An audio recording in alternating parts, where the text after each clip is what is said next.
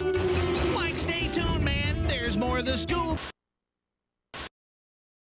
I have to return some videotapes. I have to return some videotapes. I have to return some videotapes. I have to return some videotapes. I have to return some videotapes.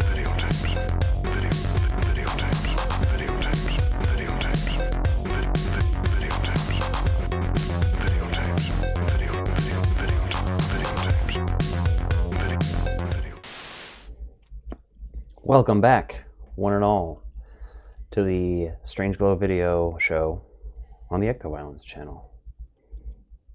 I'm your host, and I'm here with Yoshi and Darwin. And Justin. Yeah, he's here too.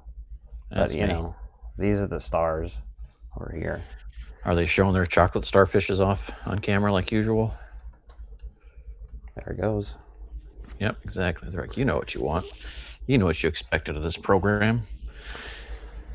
Eventually, I'm going to have to make shirts on the website with their faces on them. Ghost in the Dark Kills, what's up? Welcome back. Thanks for joining us again. Yeah, welcome to the show. Tonight we're going to talk Scream 7. Which, And, by the way, I've done 17 videos on Scream in the last month. I'm sure regular viewers on my channel are kind of annoyed, but I got over 50,000 views combined with those videos. Like, I did really well with that shit and had a fun time with it. So, moving forward, though, this is the last time we're going to be talking Scream on the channel for a while, at least until we get Scream 8 news that we can talk shit on, because, let's face it, or maybe a box set news at some point. If they talk about that, we'll briefly mention that. We won't go into detail, right? We'll see if they go through with that. I would get a Scream like 4K box set if it was like actually a nice box set. I currently already own almost all the films on 4K, but if it was like a really nice actual box set with some unique stuff to it, then I would be into it, because I really like the franchise overall, even though I have issues with 7, which we're going to get into. Yeah, it's interesting. So I'm just delving into the 4K experience with the Scream movies. So I've got, like, at work, I got this program where you can get like points for recognition and shit. And so I ordered Scream the original with Scream 5, since they were both titled Scream. It's a 2-pack 4K release. I'm like, I don't know why they do such random shit with this stuff sometimes, but I was able to get that free, so it'll be here Saturday. So I was like, well, I could have just gotten it without 5 on there, but I was like, you know what? If I'm going to get these anyway, I may as well get this now, because it's almost the same price. Yeah. And points-wise, it was free, so I'll take it. Yeah, makes sense. So I went in with fairly low expectations for 7, basically after the controversy surrounding the firings and the rewrites of this movie, and just kind of seeing... I was about to say, yeah, let's start there with that stuff. Yeah. Briefly. I mean, we've talked about it before, but yeah, with them firing Melissa Barrera, I was taking her side. I was like, all right, I don't really want to see a Scream 7 anyway, because what the fuck are you going to do? You have nothing left to say. To be honest, you didn't have anything to say with this film, Scream 6. Yeah. So what the hell are you going to say in 7? And now they're going to they've already greenlit 8. It's in pre-production, supposedly. So what? Yeah, I just don't know. I mean, it's a franchise that makes money, and if you look at any scary movie franchise, and not the scary movie franchise, you look at the Freddy movies, you look at Friday the 13th, you look at Texas Chainsaw, any movies that have had a lot of these, I mean, Halloween even, for that matter. Yeah. Where the only thing Scream hasn't done yet, which I almost just fucking wish they would do, is retcon a bunch of shit or ignore some of the sequels. Like, let's just do it. Like, this one, they felt so forced into doing it. So I will give the Scream franchise credit for being one that hasn't strayed away from ignoring shit from its past. So that's interesting. Well, I would have said up until this point that Scream is one of the most consistent franchises, in that throughout there are pretty great films and I like them and enjoy them. Obviously there are some that are better than others, but like depending on who you ask, the worst film could be Scream 3 or 4 or 6.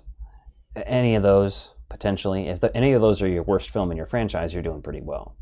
But now that there's Scream 7, it's like, all right, well, this is without a doubt the worst film in the franchise. For me. Yes. That being said,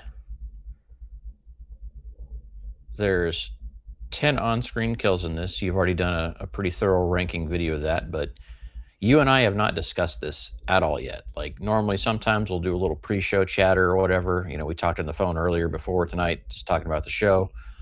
We didn't get into any details, any thoughts on it really, right? We've kind of avoided that, which is ideal because we're going to get everything here fresh. But Yeah. they give so much away in the trailers for this, and then they do a good job of like hiding it. But Well, here's the thing. Going into this film, they announced that they were having Matthew Lillard return,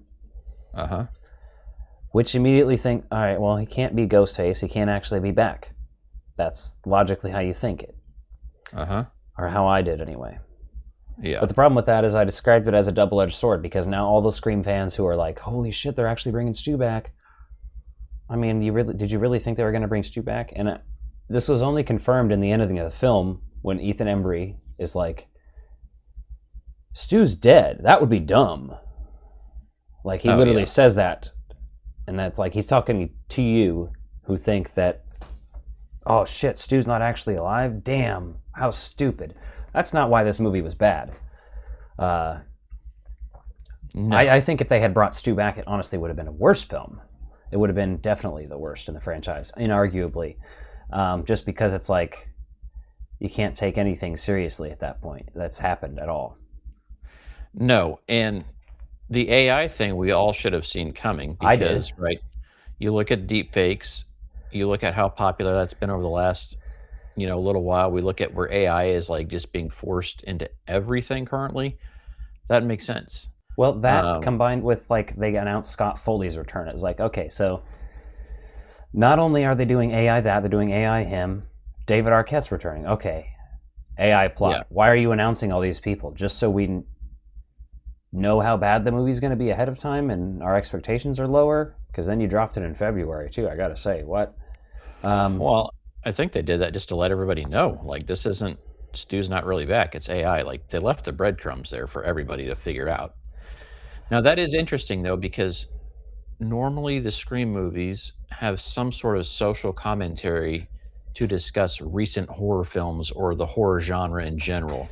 But this time, the social commentary is around AI. Hey, And, sorry, he's biting the light.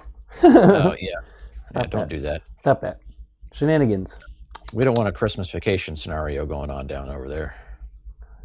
We don't need you to go through all 9 of them lives. Yeah.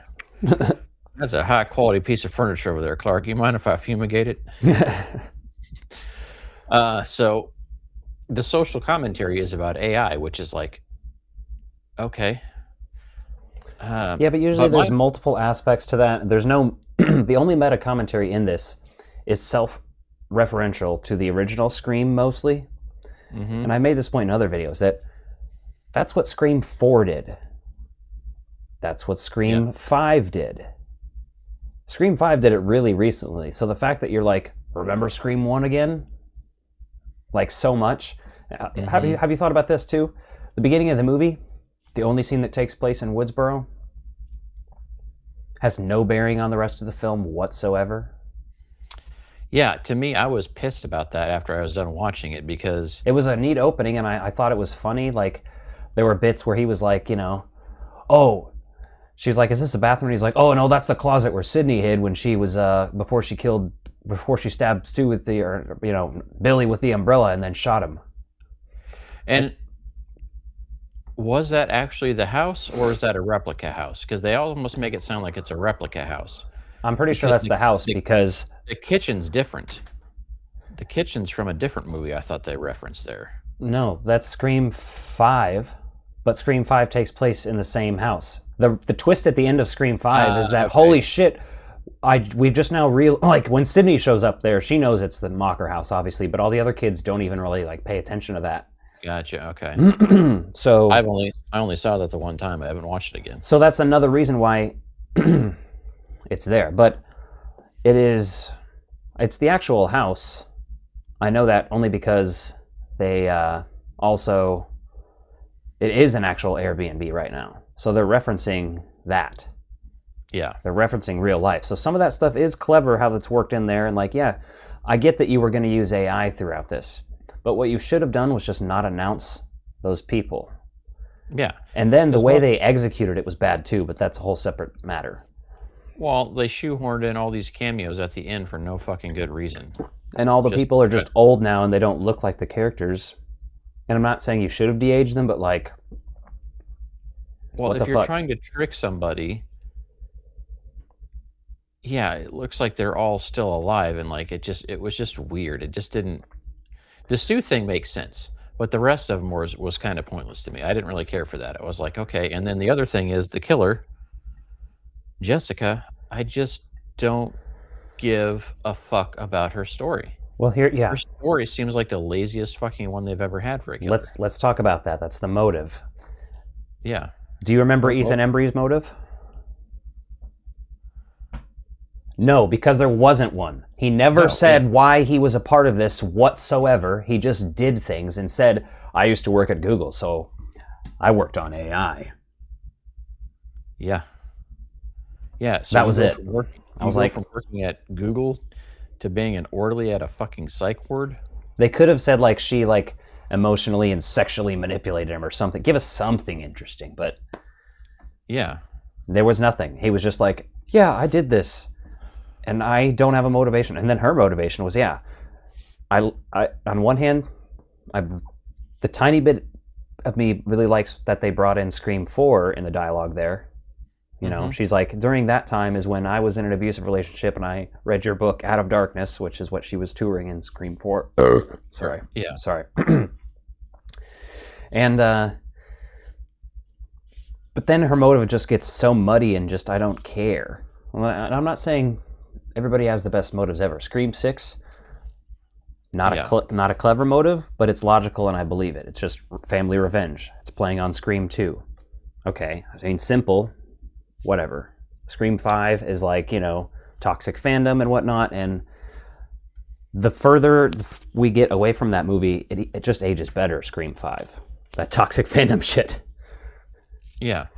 Well, the other issue with this is, if she decided to become a killer and she killed her ex-husband, her abusive husband, whatever, and she just now decides to become a Ghostface killer, like after all this other stuff, so are they implying that they wanted to stop the other Ghostface, you know, like in New York, and like they make it a big point to be like, hey, you weren't in New York, Sydney, and you're like, yeah, I sat that one out, and you're like, it's just fucking, it just felt like cheap writing there. Like, why do you need to explain that? We know she wasn't fucking there. Yeah.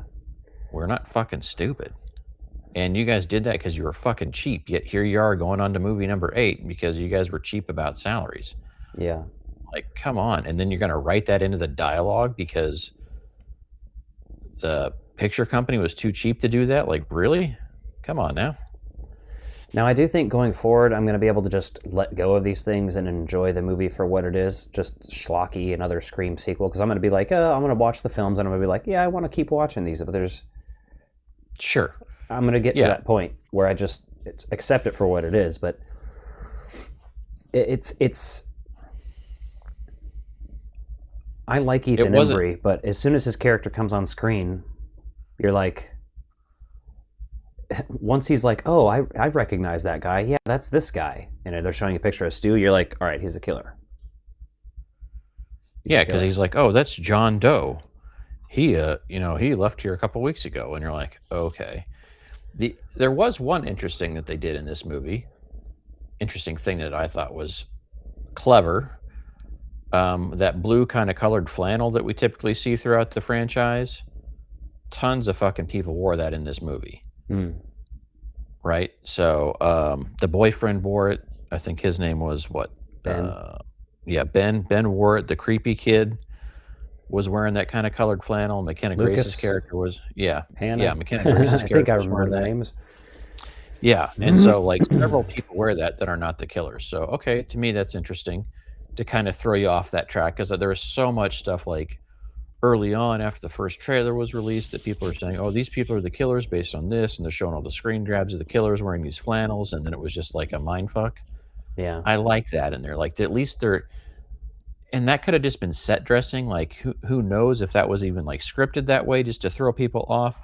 But I like that there was something there that was like to throw you off from what's traditionally been done. Yeah. So this movie is not all bad. Well, let's I talk wanna about the say- kills. Let's go through Yeah. those. You've got those written down. Yeah, do you just want to go through the list? Yeah, go Starting through off? them in order. I might not I have more to say about some than others, but Yeah, so Scott dies at the Airbnb. He gets a knife to the head, kind of by the eyes. It's a pretty brutal death.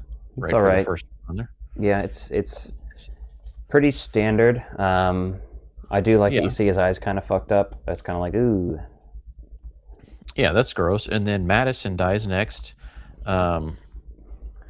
She falls she on the gets- knife, which we saw in the trailers, which is fun. Yeah, so they give that, but that chandelier scene was intense, which is why it sucks because like these were characters that like had no relevance to the movie besides being fans of this and like being true crime stuff, which is kind of like their commentary on like the Halloween sequel trilogy in Yeah. some degree, right? Where they're commenting on that whole thing and the fascination with true crime, which I feel like all horror is doing that right now.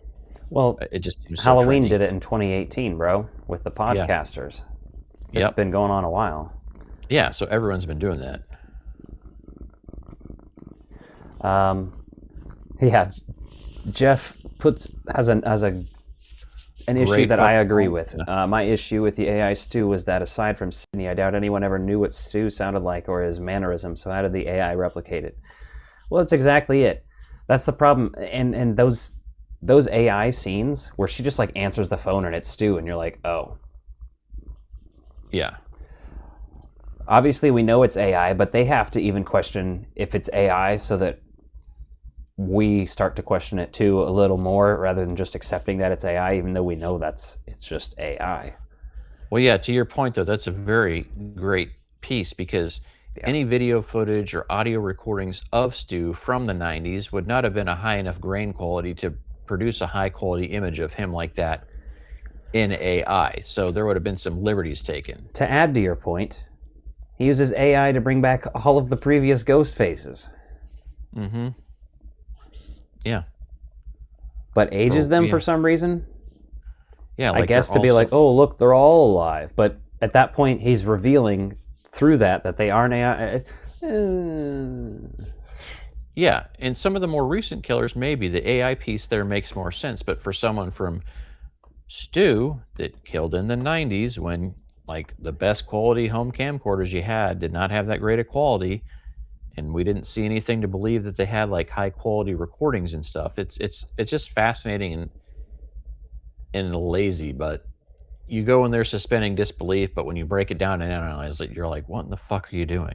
Who died next? We talked about Madison. She falls from that chandelier, but then obviously she gets the gas dumped on her and lit on fire. So even if she didn't die yet, she fucking burned to death. Yeah, I was about to say that is a pretty brutal death, and I think it's she's only the second person to be like die by being set on fire in the franchise. Yeah. But there was a guy in Scream 3 who dies from the gas explosion, but I don't consider an explosion to be a fire necessarily. Yeah, like it's having kinda gas different. poured on you is like one of those, and then imagine that gas pouring on your open wounds. Like, Well, yeah, it's just like reminded me of Reservoir Dogs. yeah, exactly. Only in that movie, it's really brutal. In this movie, we've seen so much and we've been so desensitized to that shit that the brutality that's of that scene in Reservoir Dogs does not live through to this. No. Because you don't see the person really suffering. You know, it's like, oh, we're going to do this and then burn the house down, which I didn't like the house burning down. Like, why would you want to burn down that famous house if you want to be a Ghostface killer? Why on earth would you get rid of that? Yeah, it doesn't really make much sense. They did that, and then they stole the records of Stu's body or whatever from the coroner's office, as Yeah. we learned later, just to like make it seem like, oh, Stu's back and doing some shit, I guess. But Mm-hmm. okay, then we have Aaron dying, right? Yeah, he's the lighting technician for the school play, the school performance there. Dies off screen and leads us to McKenna Grace's death as Hannah, which is Probably the best death of the movie, the most on tone for the movie. Yes. Although Now, the CGI guts, I wish looked better. practical, yeah. Now, for me, though, two swinging or, the chandelier death and then another hanging contraption death in the same film was kind of like, we just saw that. Now, obviously, McKenna Grace's character, Hannah dying, that's a better. I mean, they're both good deaths, but we just see two of those kind of hanging, like fighting for your life scenarios. So it just like felt redundant at that point. Yeah. I was a little disappointed by that because the way they did it. And then obviously we get our first Stu reveal. I just threw some other notes in here about the movie when I was watching it. And then death number 5 is Carl getting ran over by Gale Weathers and crew. See, I liked that we had this, but also it should have... Like, they're doing something, but they're not, They're doing something, but they're playing it safe. It should have just been one of the actual Ghostface killers, not somebody who's manipulated, who doesn't know the full plan and is just being manipulated from a psych ward hospital. It's like, okay, it gives us a third Ghostface killer, technically, who's not a mastermind. They're not even a sidekick. It's just a manipulated mental patient. Yeah. But they're acting very Ghostfacey. You know what I mean? Like leaping out of the attic. Like this person's athletic as fuck and everything, and tapping on the walls with a knife, being creepy. Like it's like, what? I don't know.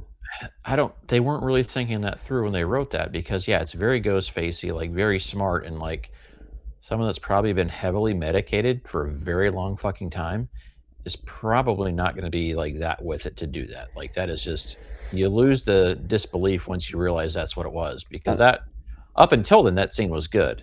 I mean, you could pick apart a lot of these movies if you did that, probably, but mostly like most of them work with the Ghostface reveals. That one, though, in particular, like I like that they did something different in that they're killing off and revealing a Ghostface, even though Scream 6 did it at the very beginning of the film, so it's really not even that new. So I don't know. Yeah, I mean that's rehashing. Which, whatever, you're going to do that in a franchise. The thing that I thought was really fucking cheesy, though, was Gale being the person killing that. Oh, yeah, that was cheesy as fuck, but I mean, what really should have just happened, like... in real life, it would have been a fucking distracted driver, like, looking at their phone, would have gotten out and have been upset about it, and they'd have been like, oh my god, you just killed such and such. And that would have been way more emotionally impactful than Gale showing up just for the audience to cheer. Like, that just felt like a cheap gimme to people that are, like, diehards. It didn't feel like something that, like, the average viewer is going to be like, oh. It was a little ridiculous, for sure. I mean, you see stupid drivers do bad things all the time. And I just figure, like, a distracted driver on their phone or something else killing them would have been great. Like, have it be a fucking DoorDasher and have to deal with that shit. You know what I mean? Like something like that. Make it something fresh instead of like Gale's the hero all of a sudden. Like all of a sudden, all these people that we trust are just like killing fucking more people. Interesting. And then it's a little while before we get any deaths. We got a lot of story stuff going on here. Where we kind of learn about everybody. Yeah, everyone fighting. We get to see Mark gets stabbed in the garage, and we all assume he's dead because it looks like he's dead, and then he's not dead later on. And you're like, okay. You're like, I don't know about you, but if you know anyone that's been stabbed to death, you bleed out pretty fucking quick. I was about to say, some of the movies have more realistic stabbing survivals than others.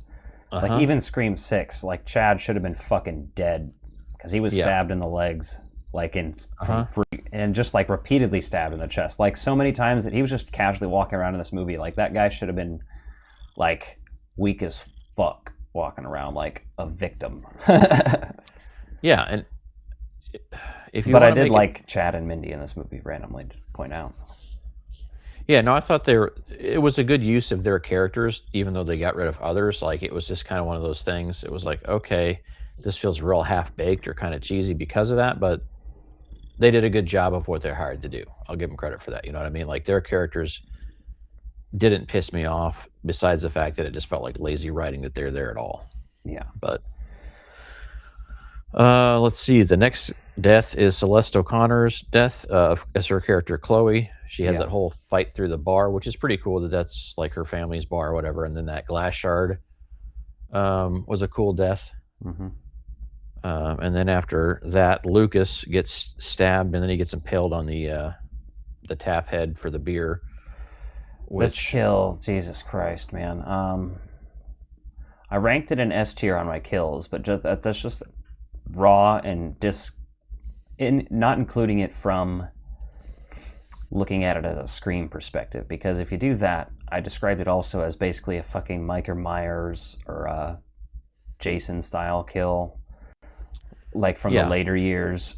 Really, the Halloween 2018 and those more recent Halloween movies, that's what it feels like directly out of. It doesn't feel like a Ghostface kill.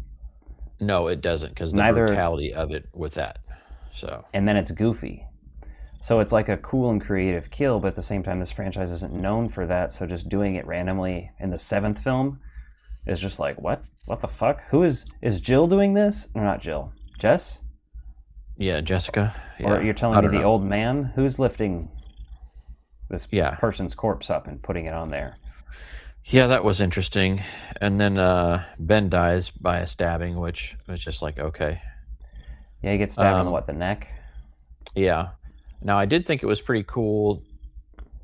I did like the scene where he's fucking around with the AI himself, trying to like reproduce it, like, hey, seeing if he could do that. Well, he had already been asked about it several times, so it kind of made sense that he would. Yeah. And so, like, the miscue there, and like she hurts him, but then he comes back to save her. Like, very tropey, but I thought it was at least halfway decent done, just in the moment of it, right? With the laptop, like getting hit by that. I didn't hate it, let's say it that way. And then, after that, we get the big killer reveals and all this shit, and we get nothing about Marco besides the fact that he was a Google engineer. Like, okay, who gives a shit? Like, what the fuck did you screw up at Google to be sent over here to do? Hello? Did you pop off there for a second? Yes, you just dropped out for a second, I guess. Huh, weird. I brought you back. I don't know. Wild. Okay, yeah, so, and then Marco gets the bullet to the head. His is a pretty straightforward death. Well, I was about to say, his happened so quick that honestly in the theater I was like, did Marco just get shot? I don't even fucking know. They didn't show enough frames. Yeah. Like, it literally happened so quick, I was like, what the fuck? I don't know who just shot. Was shot like... it almost seemed like they only filmed that like once and then like didn't have enough footage to really play it off, and they just used what they had. And then my opinion, just because it's so fucking brutal and gory, the best kill in this whole movie is Jessica. Because she has her fucking face shot off and then her fucking jaw falls out when she's dying. I want to like it more, but it's just so CGI looking, yeah. Yeah. I mean, I like that they went there because, in the first movie, there was so much controversy over the gut spilling out of the first kill on the patio. And, like, now we're at a spot where someone's jaw is literally falling to the floor, but it's all just, like, CGI. Like, there might have been some practical stuff, but they painted over it. Like, you know what I mean? Like, clearly. Which is very common these days, right? And I think it's best to have a blend of both. It's just my personal opinion. You got to have some of that in there. Some of that shit that's shot in camera needs to still remain visible. You just can't paint over everything CGI. But yeah, it just called back to Inglourious Bastards when Hitler gets his face shot off, but that looked much better. Yeah. But I thought that was the best death just because, like, the way they shoot her apart and everything else. And then the other thing about this is all these people are all fucking shooting these guns off, and none of them fucking have hearing problems. They're all just talking casually and quiet afterwards. Like, not to mention, there are no police in this town. Yeah. They're in there at the beginning of the film, and then they all leave the house, and they abandon them there, presume for some reason. You'd think they would have been outside the house and would have heard the gunshots. Well, throughout the whole town, that town's fucking empty. I get it that they are like, oh, we're on curfew. That doesn't mean there's not going to be police driving around and hearing gunshots, and other people wouldn't hear gunshots and call the police, and et cetera, et cetera, et cetera. And Mark is the chief of police, correct? Yeah, nobody's noticed this guy's gone missing, and they're like, "Wait, where's the chief of police? He's just fucking gone for like 7 hours?" Because it was a while. Yeah, I mean, it's like during the day, or they almost make it seem like morning or mid-afternoon, whatever, and then all of a sudden it's like, it's dark out, it's night, and then, okay, well, here we go. Yeah. I do. That being- I did like Joel McHale as Mark, and his interaction with Sydney, their brief interaction in bed, was a little display of his comedy and his humor, which worked well enough, and it wasn't, overextended or anything. It was fine. I thought he was a good addition to the cast as far as kind of bringing that there. The daughter Tatum. I think they all the new cast did a good job Yeah, Tatum was an interesting character, but with what they were given anyway. yeah, exactly. She's an interesting character, but I found myself having a hard time caring for her because mommy knows everything and all this stuff. It's just like the performance was solid, but the writing just didn't give me enough to care about this person. Like it didn't show like they show Sid as guarded and closed off now and like doesn't tell her kids anything. Well, you can learn all that on the internet. Like I don't know, someone that wrote a book about trauma and then not being willing to talk about that trauma to her own child later on just seems real fucking contradictory. Like, I get that everyone deals with trauma in different ways, but that just felt so fucking weird that they had to like shoehorn all this in that mom is closed off. Sydney's not the same person she was, but she's still the same person she was, It just, Well, I liked the daughter-mother relationship being the central plot, but I just didn't. There were times where I was also thinking the daughter, because she's young and naive, isn't realizing how traumatic that shit was. Like at the point where she's like asking her mom about her virginity and was like, that really happened that way? And she's just like, let's not talk about it because that's fucking traumatizing because it's essentially rape, It's sex on false pretenses and shit. That's what that is. Yes. Yeah, it's very fucked. So it just, like, that character has potential, but I'm just like, and it's nothing against Neve Campbell, but I almost just don't care about the Sydney character anymore. You know what I mean?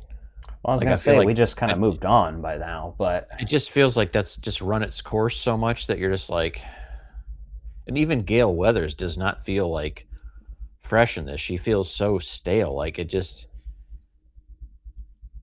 a brand new movie that did not feel brand new. Like I was about to say, she's definitely regressed. Gale Weathers is regressed. She is pretty much the same person she was in the first 3 films, as opposed to having grown at all like she did in 4, 5, and 6. Yeah, and then she's just like a complete asshole on camera when they're trying to do this interview and try to get him to call in and try to figure this out. Like she's just all of a sudden a terrible human again. Like, and her husband is lost.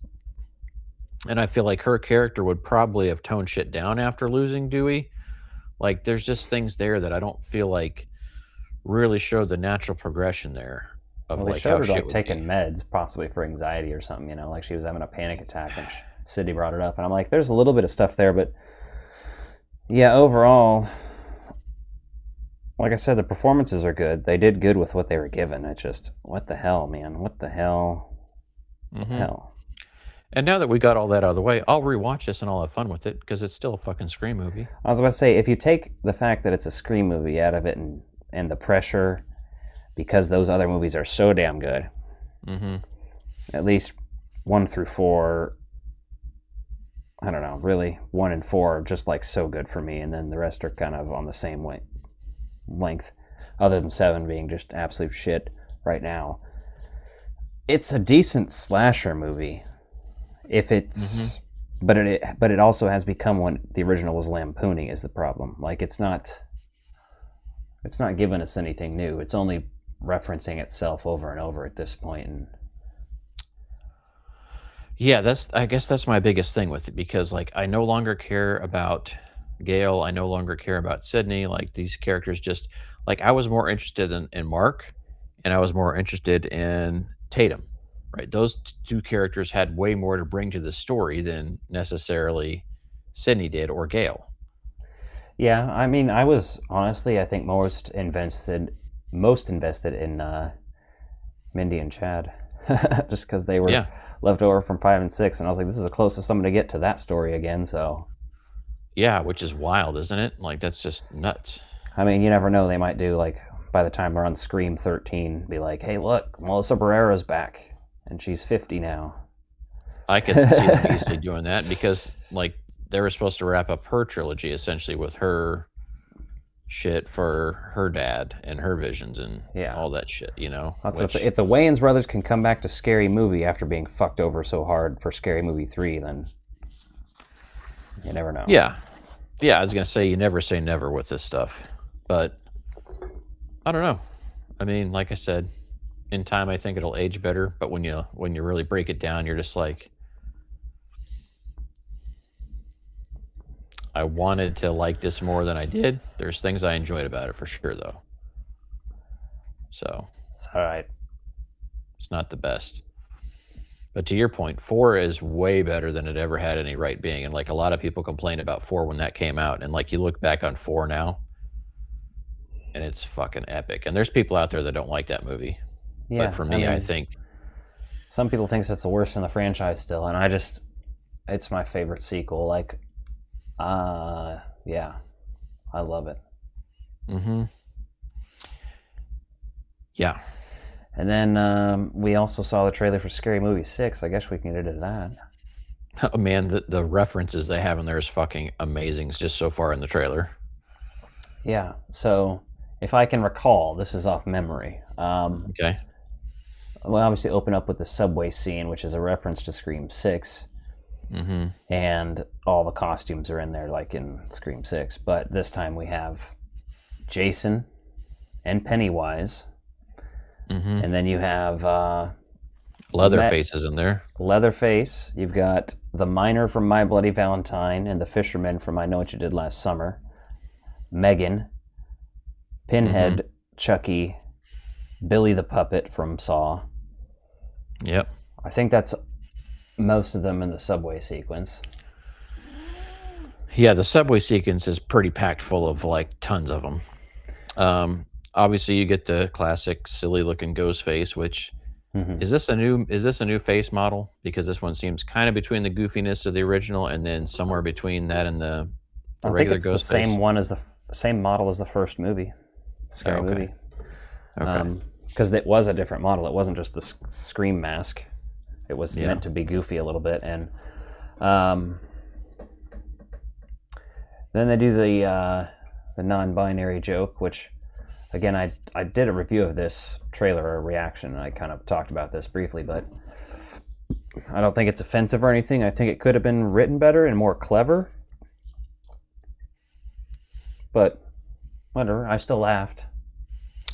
Yeah, I mean, you killed them. Okay, I get that. Now that is one of those, like, is that an alternate joke that's going to be what's in the movie? You know what I mean? So I just I'm always curious about that. Yeah, you never know. And then there's the during the Sinners reference Oh yeah, with the people outside, you have maybe do some half gay shit, and then Ray popping out, Sean Wayans saying, why just half gay? yeah, Obviously just hits. Ray and his gay jokes were just classic in those first movies. I watched both of the first two in between last night and today. Had a pretty hilarious time with them. It's just loaded with it. Like him in the yellow tank top in the first one. He's like, does this make me look gay? And the guy's like, no. And he like tucks it up, so it's weird. It's like a fucking crop top. And he's like, how about now? And he's like, no, it's cool. It's just, there's so many in there. And so I'm here for that. I found that funny. There's so much there. I do appreciate the fact that they're making fun of the old lady, because we got that in the Halloween franchise. Like the old lady's like fortified her house and like made herself a crazy fortress, and then we also get that in the Final Destination Bloodlines. So I like that is brought up there to kind of make fun of both of those. So I'm excited the exterior of the house definitely feels like Final Destination versus Cindy's plot is going to feel more like the Halloween stuff. Yes, I like though that there's both of those elements to play on, because like that itself is like when you revisit these franchises later on, like even Sydney's like starting to look like borderline that old lady, right? You know what I mean? So and then obviously the Sinners reference you already mentioned, we get the weapons reference, we get the long legs reference, the smile, the substance, we get Art the Clown, so we get all these things in there. So I just wonder.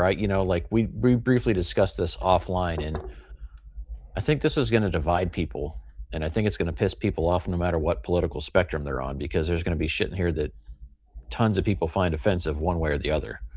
So we'll see what happens. Yeah, I was about to say, there's just a certain breed of people who are susceptible to not like this stuff, and I think I don't go out of my way to talk politics on this channel, but it's pretty obvious, I think, where my political beliefs align, and I am not bothered by the gay jokes or the non-binary jokes. Marlon Wayans has a trans son and has shown nothing but support for him online. Like, done entire articles talking about him. Mm-hmm. And then, there's going to be people who watch those gay jokes and the non-binary jokes and stuff and are like, yeah, hell yeah, make fun of them gays, fuck them gays. I miss them days when we can make fun of gay people all day long. I love it. Yeah. And then it's like, so that's annoying. And then there's going to be people that are superbly offended by it when they should chill a little bit. Like these in this circumstances, these are just jokes, and we can chill and laugh about them. Yes, but all that said, I think I'm looking forward to Scary Movie 6, 2026. They're going back with the untitled thing again, much like Halloween did, much like Scream did. So like I appreciate the fact that they're in tune with that kind of stuff. And I'm thinking this is going to have some huge potential to be pretty funny. But at the same time, we won't know till we know. If that's the thing, is this movie is going to have a very particular audience. So if there's going to be young kids who are going to go back and watch those other movies and are going to be like, what the fuck? I'm not going to go see that new shit. The second movie opens up with Andy Richter playing the piano in a priest costume, saying the N-word and shit. Yeah. Like, those movies are fucking wild. There's a prosthetic penis jammed through someone's head instead of a knife. Someone strangled by a penis. Sexual assault by ghosts. Like, it's fucking crazy shit. You already see that in the trailer for 6, man. Like, the trailer in 6, like, the scene where, like, she's taking the dildo and, like, cramming it in places that it shouldn't be, and then we see a little girl holding a set of testicles or a scrotum and balls. Yeah. After visiting Art the Clown and just being like, WTF, mate. Yeah. So it's like, this movie, if you watch this trailer and you're expecting anything besides, like, raunchy comedy in a way that we haven't seen lately, this is going to be a raunchy comedy, and it's not going to be for everybody, but I'm definitely looking forward to seeing it because I appreciate what the other ones have done, especially the first couple ones. Some of the other ones are just like, whatever. They almost become more like,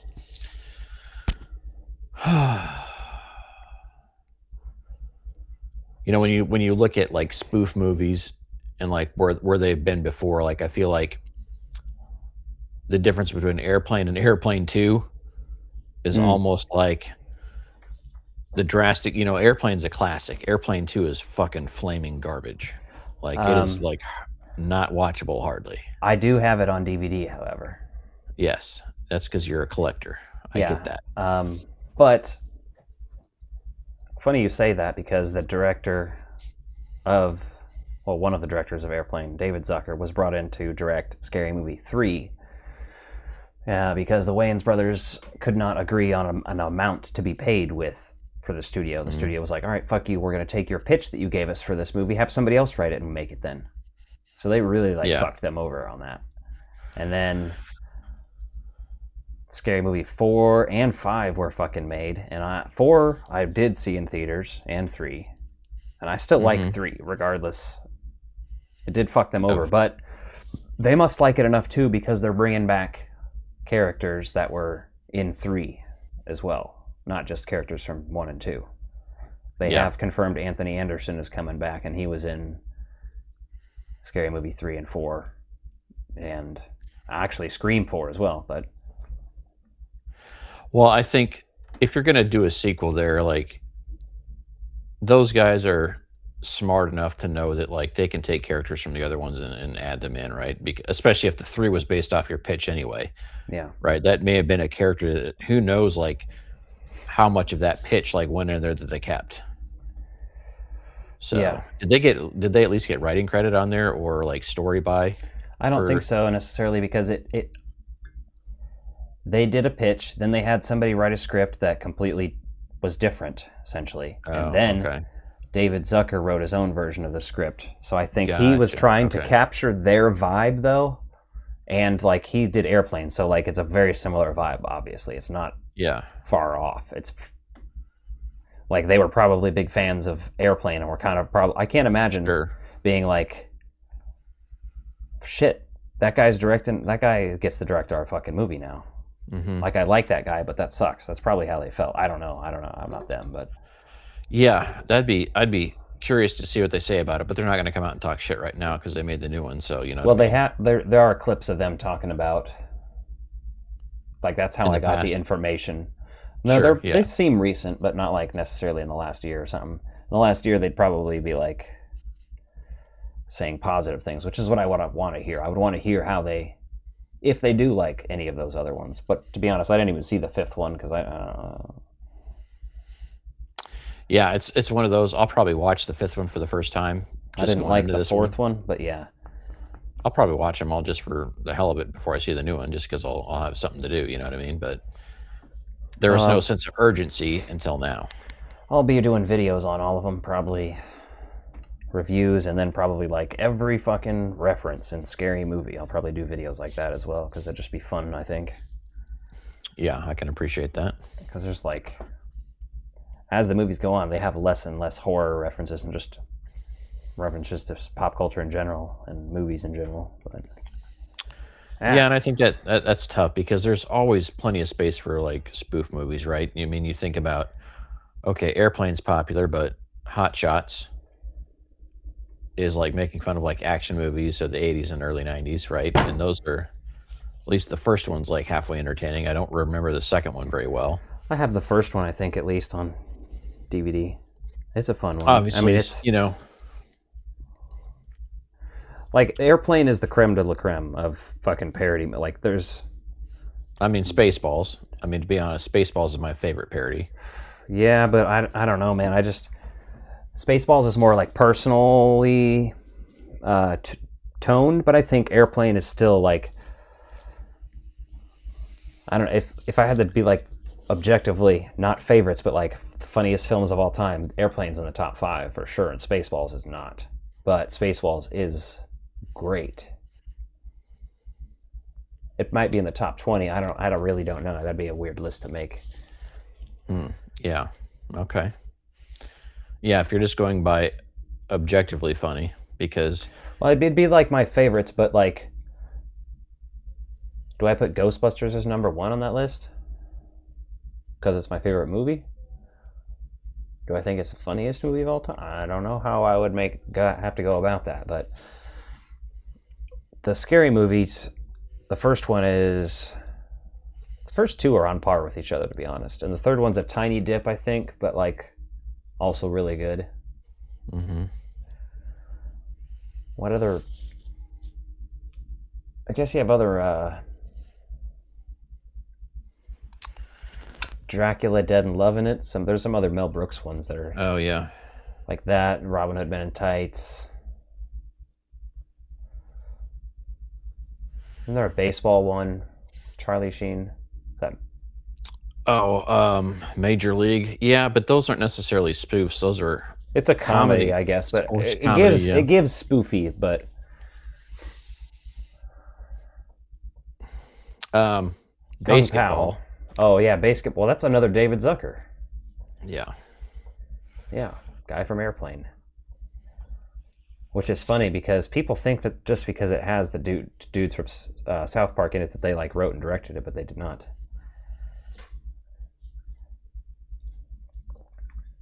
Yeah, there's some good ones out there, but they can get really tired too. You know what I mean? That's why Hollywood hasn't done them for a while. They just did The Naked Gun last year, and I did watch that.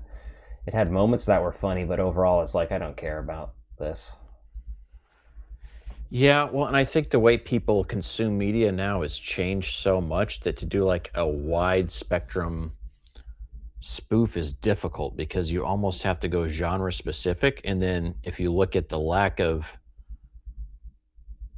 not even the lack of, but you look at the shift in viewing to like how many people just fucking watch TV series now because everything's streaming and everything, right?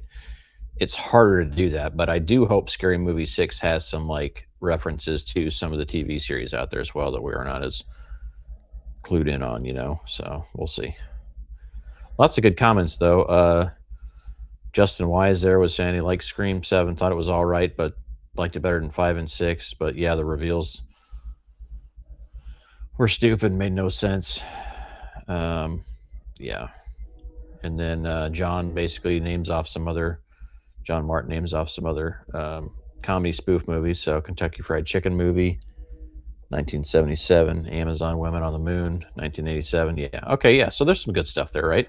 I was about to say Kung Pao Enter the Fist is another one of my favorites. Nice.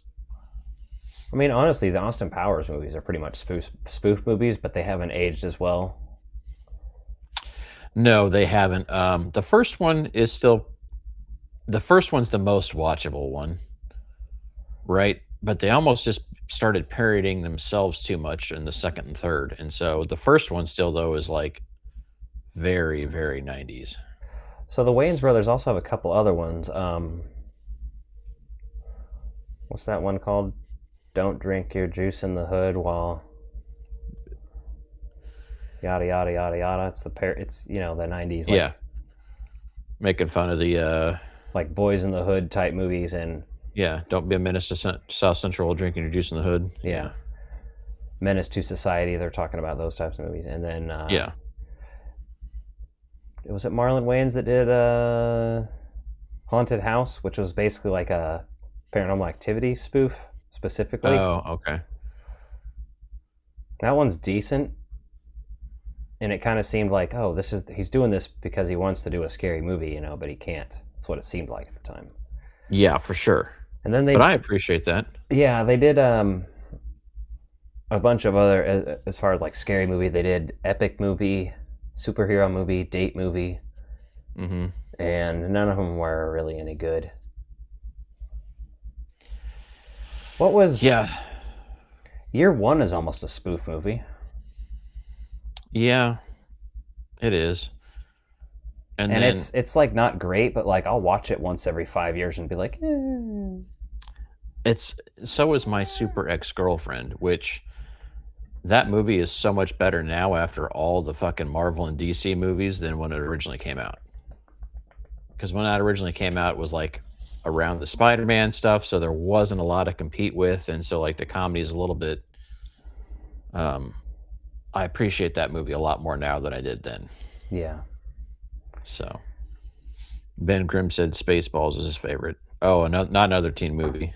Okay, yeah, I think that was pretty funny when that came out. Not Another Teen Movie is pretty funny. That is a good one to point out.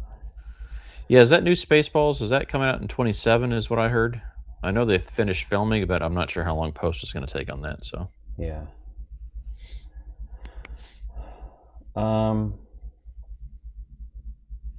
There's another horror one that's kind of like spoofy. What's that one called that I'm thinking of? I don't know. I'm not a psychic. I don't remember, but it's very similar. It's like I Know What You Did Last Friday the 13th or some dumb shit like that. You know what I mean? Like, oh, okay. Yeah. I get what you're saying. I haven't seen it. Yeah, there's lots of stuff coming out. You know what's fucked up? Bruce Campbell has cancer. Yeah, I saw that. Yeah, I saw that. He said it's not curable, but Meet the Blacks. Is that any good? I didn't see that one. That's from 2016. Mike Epps. Okay. The House Next Door. Okay, those look like something I'll have to check out the trailers for. Oh, okay. Meet the Blacks is making fun of the Purge horror franchise. Definitely want to check that out. Then I'm going to add that onto my list here. You need to check out Kung Pao if you have not. It's directed by the guy that directed Ace Ventura. Okay. And he stars in it. He inserts himself into an old kung fu movie. Oh, I have seen that. Yeah, that's so That's wild. It's so fucking weird, man. It is weird. I can't remember. I watched that in 2019. I want to say I watched it because someone would recommend it to me, and it was a trip. Oh, it was Shriek If You Know What I Did Last Friday the 13th. Okay. Oh, Meet the Blacks 2 is like Fright Night? Okay, yeah, I'm on board for that. All right, I'm going to check that one out. That sounds funny. Good. I love getting good recommendations. Great chat tonight, everyone. Young Frankenstein, yeah, that's a fucking classic, too. Hard to argue that one. Yeah, I love Young Frankenstein. Have you got any pickups lately? Any physical media pickups? Anything good coming in the mail or finding in the stores? Nothing crazy. I got Silent Night, Deadly Night in. Nice. 4K. Yeah, my Freddy's Dead 3D glasses finally arrived. That's so I fun. got the second printing of the Nightmare on Elm Street box set, and it didn't include the 3D glasses, even though all the packaging says it does. So I did the only thing that any rational person should or would do is I went on eBay and bought some vintage theater glasses for Freddy's Dead. There you go. Brand new. So the first set I got lost in the mail, so that sucks. But the second set got delivered within a couple of days, so I was happy to throw that in the box. And now I just need to sit down and watch Freddy's Dead because, controversially, that's my third favorite in the franchise, I think. Well, I do have...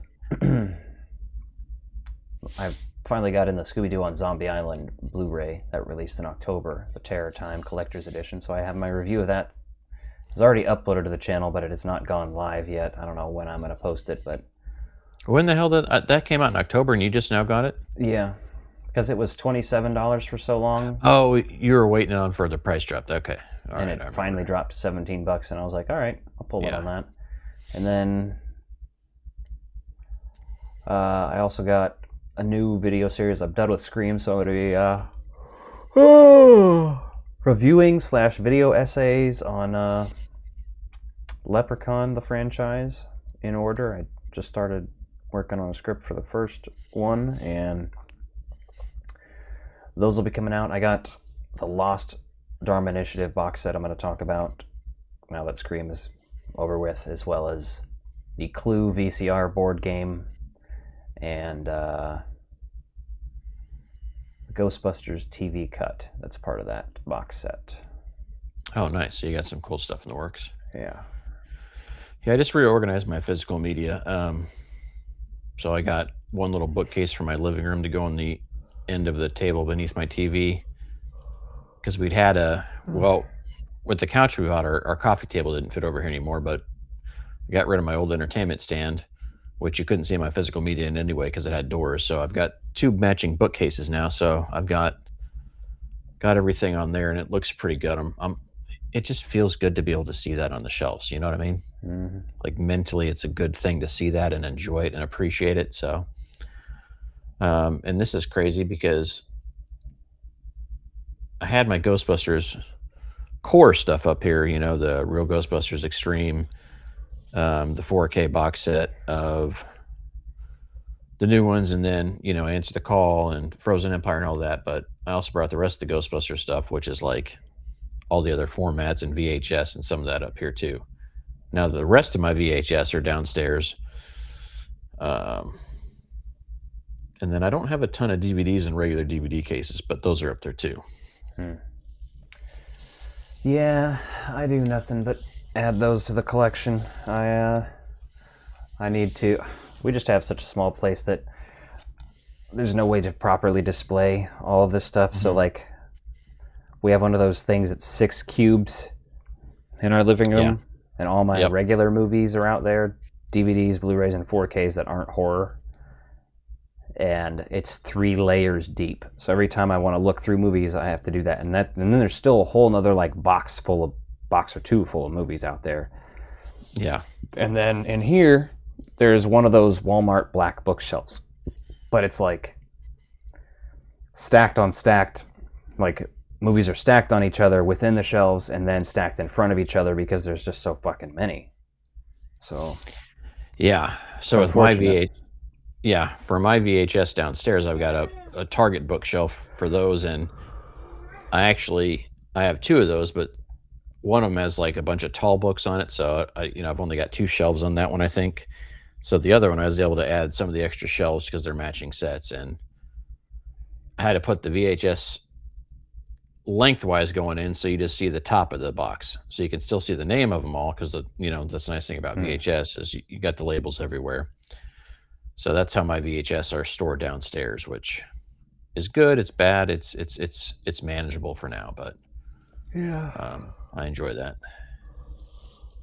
Well, Yeah, I think that's kind of wrapping it up here, man. You're yawning over there, and I feel like we're just going on to talk, hear ourselves at yeah, this point. we're just talking physical media shit at this point because, yeah, as you can see, I have a sort of new look going on back here with this glowy tape.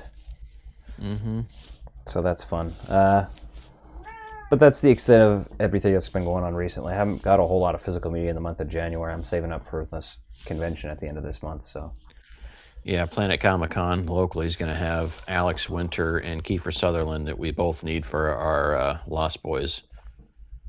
I'm going to have my Lost Boys Laserdisc signed. I'm going to have those guys add on to that. So yeah, I'm gonna have Ernie Hudson sign Ghostbusters on VHS, and if we're getting a photo op with Sean Astin and Elijah Wood, and if I can, I'm gonna also have them sign Lord of the Rings on VHS. Obviously in their line later, but like we'll just see because that's gonna be expensive. Every one of those people's like $100, except Alex Winter's like 60. yeah, what's going to suck is just it's not going to be a cheap con, especially by the time you deal with parking and other shit too. But I've got parking tips for you. So, but yeah, we got lots of cool shit coming up here in the next month or so. So, but I appreciate everyone tuning in and chatting. John, Ben. Let's see, who else do we have up there? I can't scroll up the chat. Justin, Jeff, Ghost in the Dark Hills. Yeah. Thanks everybody for chatting. We really appreciate you tuning in and watching. Appreciate the engagement, and we'll see you back next week. Don't know what we're talking about yet, but we'll be here. So, all right, everybody. Should be very good. We'll see you then. Good night.